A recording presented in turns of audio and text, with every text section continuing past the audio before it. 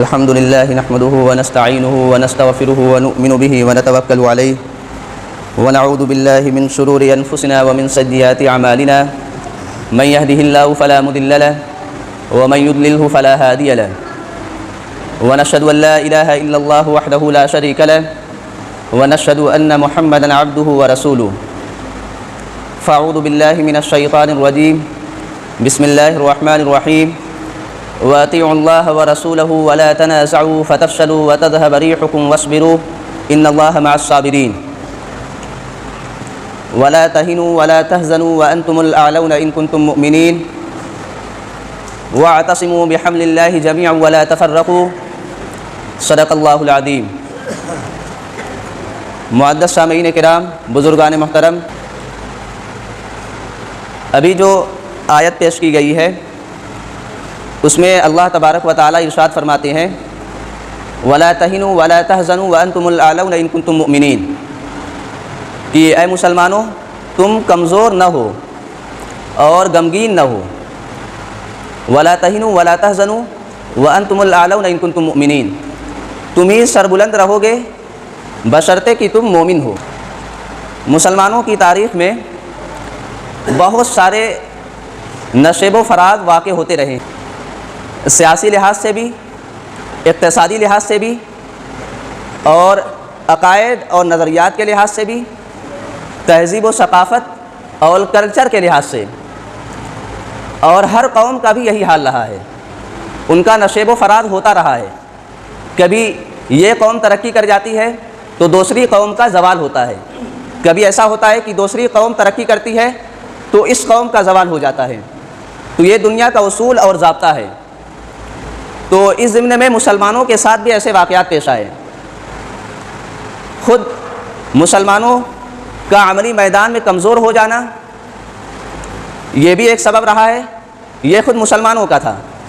اور کبھی ایسا ہوتا ہے کہ دوسرے لوگ جو اسلام کے مخالف ہوتے ہیں وہ لوگ ایک اپنا طریقہ اپناتے ہیں۔ تو اسی طریقے سے بھارت کے مسلمانوں کے ساتھ بھی ایسے واقعات پیش آتے رہے ہیں۔ نازک حالات کا سامنا مسلمانوں نے کیا ہے۔ تو اس ضمن میں ہمارے علماء کرام اور بزرگان دین نے جو حکمت عملی تحریر فرمائی ہیں اس کا ترتیب وار میں اس کو ذکر کرنے کی کوشش کروں گا۔ تو جو سب سے پہلے آیت پیش کی گئی ہے وَلَا تَهِنُوا وَلَا تَحْزَنُوا وَأَنْتُمُ الْأَعْلَوْنَ إِن كُنتُم مُؤْمِنِينَ، اسی آیت کو مد نظر رکھتے ہوئے علماء کرام فرماتے ہیں کہ جب ہر طرف سے مسلمانوں پر حملے ہونے لگے تہذیب و ثقافت کے لحاظ سے، سیاسی لحاظ سے، تو اس وقت مسلمان اپنے ایمان کو مضبوط کریں۔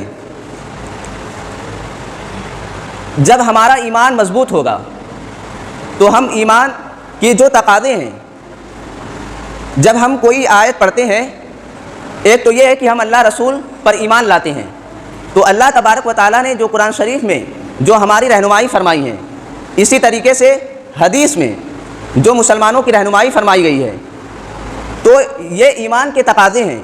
آپ جب اللہ تبارک و تعالیٰ پر ایمان لاتے ہیں تو اس کا یہ مطلب نہیں کہ اللہ تبارک و تعالیٰ نے جو جو کرنے کے کام ہم کو بتلائے ہیں صرف ہم اس پر ایمان لا دیں، نہیں، ایسا نہیں ہے، بلکہ ہمیں اس پر عمل بھی کرنا ہے۔ تو یہ ایمان کے تقاضے ہیں۔ تو سب سے جو مضبوط چیز ہے وہ مسلمان اپنے ایمان کو مضبوط کریں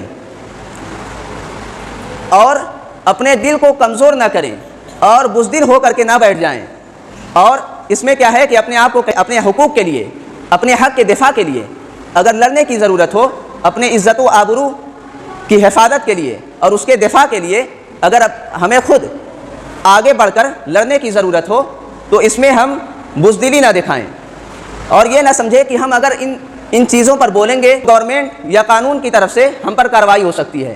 یہ سب بزدلوں کی فہرست میں آتے ہیں۔ اور ہر قوم کو یہ رائٹ دیا گیا ہے کہ وہ اپنے حق کے لیے لڑ سکے اور اپنے حق کے لیے پروٹیسٹ کر سکے، جیسا کہ اللہ تبارک و تعالیٰ نے ارشاد فرمایا فَإِذَا جَاءَ أَجَلُهُمْ لَا يَسْتَأْخِرُونَ سَاعَةً وَلَا يَسْتَقْدِمُونَ، اپنے دل کو کمزور نہ کریں۔ موت کا جو وقت ہے وہ متعین ہے۔ جب اللہ تبارک و تعالیٰ کسی انسان کی پیدائش فرماتے ہیں تو وہ اپنی عمر کی جو مدت ہوتی ہے وہ وہاں سے لکھوا کر کے آتا ہے۔ اگر ہم یہ سمجھیں کہ ہم وہاں جائیں گے تو ہمیں موت ہو سکتی ہے یا ہم پر حملے ہو سکتے ہیں، تو یہ بزدلی اور کمظرفی اور دل کی کمزوری ہے۔ اللہ تبارک و تعالیٰ نے ارشاد فرمایا فَإِذَا جَاءَ أَجَلُهُمْ لَا يَسْتَأْخِرُونَ سَاعَةً وَلَا يَسْتَقْدِمُونَ، کہ کوئی بھی انسان اس کی پیدائش ہوئی، اس کو کب مرنا ہے، کہاں مرنا ہے، کس بیماری میں مبتلا ہو کر کے مرنا ہے، یہ اللہ تبارک و تعالیٰ سب اس کی زندگی میں لکھ دیتے ہیں۔ یہ مسلمانوں کے جو حالات ایسے آتے ہیں، تو ایک تو یہ ہے کہ خود مسلمانوں کا اپنا عمل ہوتا ہے، وہ عملی میدان میں بالکل ناکارے اور سست اور کاہلی میں مبتلا ہو جاتے ہیں۔ تو اللہ تبارک و تعالیٰ اس ضمن میں حضور صلی اللہ علیہ وسلم نے ایک پیشین گوئی فرمائی تھی۔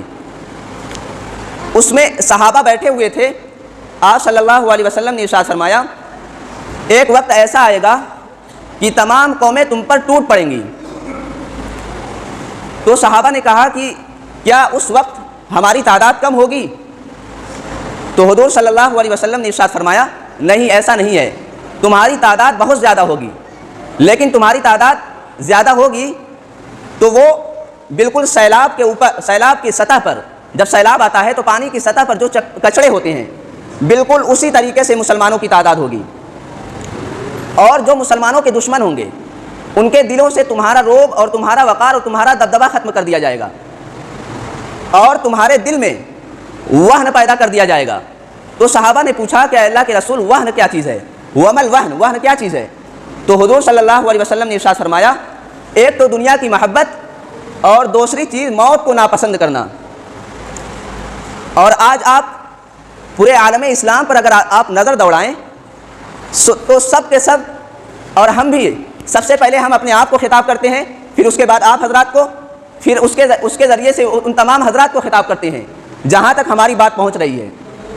تو سب کے سب دنیا کی محبت میں گرفتار ہیں، جھوٹ بولتے ہیں، وعدہ خلافی کرتے ہیں، کاروبار کے میدان میں ان کا لین دین صحیح نہیں ہے اور ناجائز طریقے سے استحصال میں مبتلا ہیں۔